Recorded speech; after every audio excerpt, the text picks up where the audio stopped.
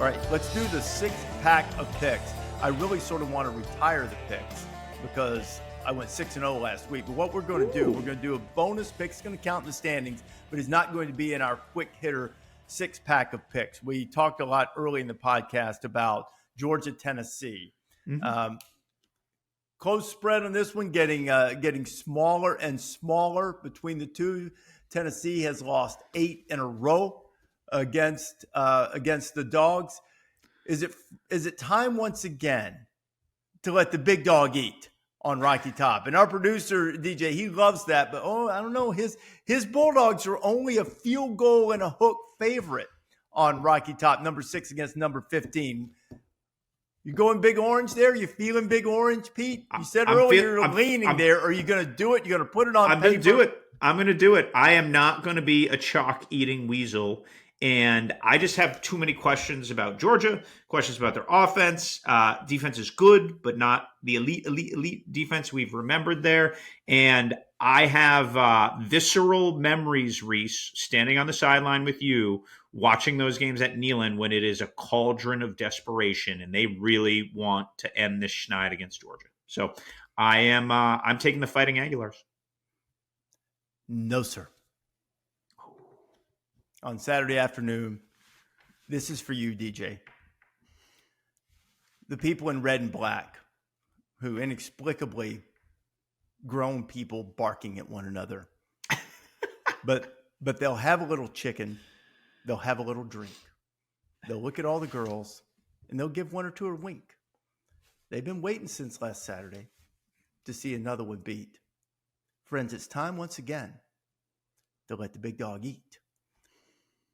Big Dogs by at least 4 points. Those are the dramatic picks that get you mocked when you're wrong from the school's social media feeds. but this is, I know, but see, that's the fun part, right? That's the fun part. You're auditioning. Someone in the Georgia social media department's like, or the Tennessee social media department's like, "Oh, we got him! Ooh, we got him! Davis, we got the first one. We're gonna put it on a loop, running right outside of Josh Heupel's office. We're gonna put it on a loop." Oh man, that's fun. I just did that. DJ, our producer, is a Georgia guy, and last week we were talking a little bit, and that's like I don't know, DJ, I don't know if you can open your mic. If you can, go ahead. But that's like a Georgia cult classic, and it's one of my favorites because it's almost as good as OTTTOGO.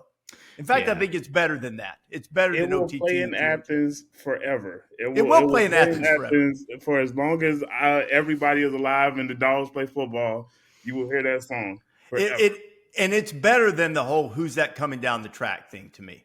I like to call the Dogs. I like it more for like a rally cry. The song is definitely better. Yeah, the song is entertaining because Pete. Then it gets a real good rhythm. It's time to let the big dog eat. It's time to get that bulldog beat. It's time. It's time. It's time. I love to go back to Athens town. I love to jump up when they hunker down. I love to see the red coat spell the name. I love to talk about the Georgia Bulldog things. It's time to get that Bulldog grin with 102,000 of my closest friends. Is that pretty good, DJ? What'd you think about that? That was perfect, and that we can end the podcast on that. No, let's keep going. No, I tell you, from now on, you can sing on College Game Day, Rece. I'm retired. That was good. No, here's the other thing. Here's what I'll do on the podcast next week for my Tennessee friends. Right, if Tennessee does win, and you're right, this will be our little side bet since it's not in the 6-pack. I will sing. Actually, Tennessee fans may want me not to sing it. I'll sing a few bars of Rocky Top if Tennessee wins. How about that? That's a good little fun thing. That is fun. I'm sure we'll hear it once or twice this weekend, I'm guessing. I've always wished that I could sing. If there's one thing, we get great opportunities to go be on stage in front of huge crowds and to do our thing and talk about ball.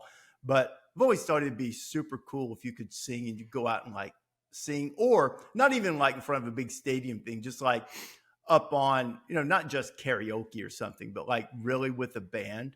That'd be that. I can't do that and a man's got to know his limitations. But that's something that, you always have these things in life that you wish you were able to do, and you think that would be a great thing and great fun. And I wish I could, but I can't, so I won't. But I'll as an homage to Tennessee, if Tennessee wins, I'll do that.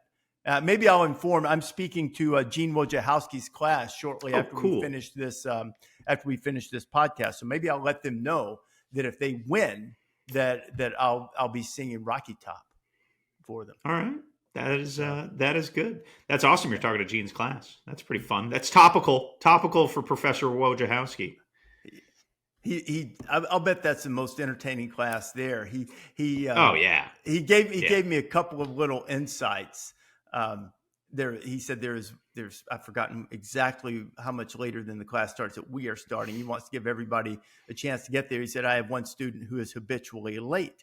And I said, well, give me the name and I'll call them out. And he goes, no. She's coming from way across campus. So it's not like she's being disrespectful. She's got like a previous class right before way on the other side of campus. So, anyway, but he did give me a little piece of information that he said would be well received about a student who did not show the appropriate posture when visiting with the Lady Vols head coach and was quickly reprimanded. So you get a little insight before you go there. Gene's new podcast is great, by the way. I've listened Gene's a couple great times. At everything he does. Yeah, he's great in everything he does. Yeah. He does one with Pat Forty and Brian Fisher now at SI. Mm-hmm. It is an excellent college football podcast. And it's just good to have Gene's voice back rumbling through the terrain. Such a dry sense of humor. It is indeed dry. Yeah, I got a chance to actually, Gene, my son was playing independent minor league baseball this summer, not far from where Gene lives. Gene and I got together a few times over the summer. He came to a game. Nice. And you said earlier, the one of the two of us was less likely to swear. A line drive was caught in this particular game, and I might have let a bad word slip out. And Gene was quite taken aback. My daughter, I think my daughter will tell you that I think she's heard me swear like maybe twice in her whole life. Both times, similar scenarios. Hits taken away. Sometimes don't bring out the best in the old man. That'll happen sometimes. That's fair. That's fair. Speaking of that, may come up on College Game Day. Someone else who is experimenting as an artist on the tapestry of 4-letter words that you might not expect. But good tease. Little tease for the show. Let's pick some games. Our 6-pack of picks. We've already picked Georgia, Tennessee, so let's go USF, Miami. What do you got on that one? I think the Canes win. It has been a feel good, unbelievable ride for that school, for Alex Golish, for Byron Brown. But I just think the caliber of talent, especially on the lines, is too much here, and there is no chance the Canes are sleepwalking on Saturday. No, none whatsoever. 100% agree. But if you are involved in games of chance, I think I would take the points. I think USF's defense is legit, will make it difficult. They've shown. So that's a lot of points. I think the last check, it was like 17. I think USF will be competitive. I think Miami wins the game. What about Florida and LSU? That's Todd Orlando calling that defense. Yeah. From he's been around. Houston, you mentioned that Houston team in 16. He was there. He was at Texas. He was at USC. Yep. Old T.O. now has called some defenses. There is a little bit of feast or famine with T.O. That is his reputation. So, but it's good to see an old hand back at it. How about primetime on ABC from Baton Rouge, Florida and LSU? I really don't think we should spend a lot of time on this game because I really think LSU – I would have picked LSU if Florida had executed the 3-minute offense there and just – ground out the clock and beat USF unspectacularly. But I don't see Florida rebounding and going to Baton Rouge and winning. The LSU offense has yet to really be explosive. That opening week, at Clemson's good defense, tough environment, first game. And also because Pete has mandated all games are now low scoring. LSU really hasn't gone off offensively, and I don't think they will Saturday night either, but I think they will do more than enough to win the game because the LSU defense has gone off and probably will continue to be stifling against the Gators. I'll take LSU to win that one handily. What about Gig'em going on the road to Notre Dame? Shades of I think it was a '93 Cotton Bowl. Notre Dame ran the ball 34 times in a row, or something like that. What have you got there? Aggies go in and get a win, or with the Irish even the record at 1-1? I'm going to take Gig'em here. There was a coin flip game last year, trench game, low scoring. I think Marcel Reed's experience will lead to him having a breakout signature victory. On the, I don't know exactly when the date is, but Digger Phelps being an Irish legend, I can't go against the Irish when that happens anytime. It reminds me I've got to do a video for Digger on that. Give me Notre Dame. Yeah, I think Notre Dame in prime time at home.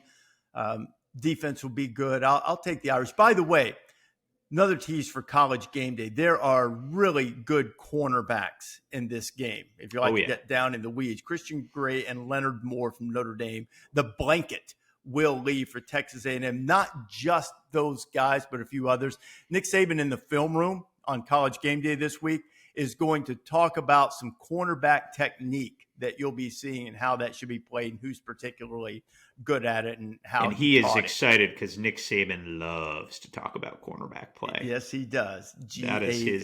That is his wheelhouse. He always called himself the GA for the defensive backs or something when he was the head coach. It's where he spent a lot of time.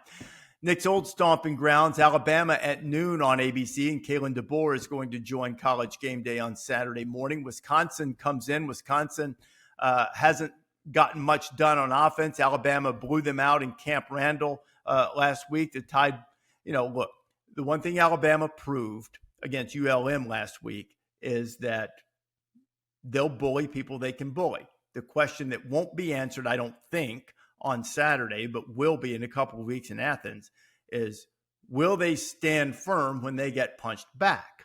The question is, does Wisconsin have enough to punch back against Alabama? How do you see that one? I don't think so, Rece. Billy Edwards' status is in flux after he injured his knee in the opener against Miami of Ohio. Luke Fickell was pretty guarded with what he said. So even with Billy Edwards, that's a tall task, potentially without him, and we'll find out. That'll be something we'll be tracking, I'm sure, on game day in the morning on Saturday. I have a hard time seeing Wisconsin. Now, give them credit. They've recalibrated a whole new D-line. There's a lot new and different at Wisconsin, but I don't think it's going to be enough. I also don't think it will be as grisly as it was in Camp Randall last year. Alabama played with an edge that was missing in Tallahassee. It was against an overmatched opponent for sure. All three quarterbacks threw multiple touchdown passes. Ty Simpson did not throw an incomplete pass. I think they've got a really good quarterback room, by the way, and I don't know how that's going to shake out in the future. But I mean, people are going to be after all three of them, however that ends up shaking out. But I think Alabama rolls in this game. Wisconsin will put up a fight because they're Wisconsin. They're well coached. Jeff Grimes, reliable, violent offense coming in as the offensive coordinator there for Fickell. But I think Alabama, and maybe get Ryan Williams back. Have you heard on that yet? Is that definitive? So he's day-to-day right now. As typical concussion timelines go, historically, it would seem to be he's got a chance. Okay. And you know what? They had some young receivers who showed up. Again, overmatched opponent. See how that goes. Be a big test. Alabama needs to play to a standard on Saturday. And then we go to our deep cut game. Texas State and Arizona State. This was a field goal game last year between the Sun Devils and the Bobcats. Arizona State bounce back, or does old G.J. Kinney have a little something for them? It was 21-7 in San Marcos. They were the lazy river was lit there. You ever been to San Marcos, Rece? I have not. A fine place. I stopped there on the way to the Final Four last year on my drive from Austin to San Antonio. That is it's a fun little place. You could feel the energy being around that program as they head to the Pac-12 next year. Brad Jackson has been a revelation. They had 3 other quarterbacks in that race this year that were P4 guys, including Nate Yarnell, a name you'd remember from Pitt. Pitt. Yeah. Mm-hmm. And Brad Jackson, a local kid, Texas quarterback, went and won the job. GJ Kinney told me this week that he is Texas State's Tim Tebow. Now, he didn't say he's as good as Tim Tebow, but what he did say is he's got a 4.0. He's their FCA speaker, and he's just like the heartbeat of the program. And he's come out. He's at or near the top of the Sun Belt in every quarterback category. He's been revelation for them this year. UTSA, where they won over the weekend, Rece, was 29-3 at home. So that was a huge win for GJ Kinney, who also played high school football for Jeff Traylor. That's right. GJ is a rising star. He's gonna be on some radars. And Texas State, with all the commitment they've made, I'm sure will do everything in their power to make sure that he stays right there in lovely San Marcos. Maybe we'll be there at some point. Be a good place to take College Game Day. Thanks for joining us on the College Game Day podcast. Download wherever you prefer to get your podcast, or better yet, subscribe and never miss an episode.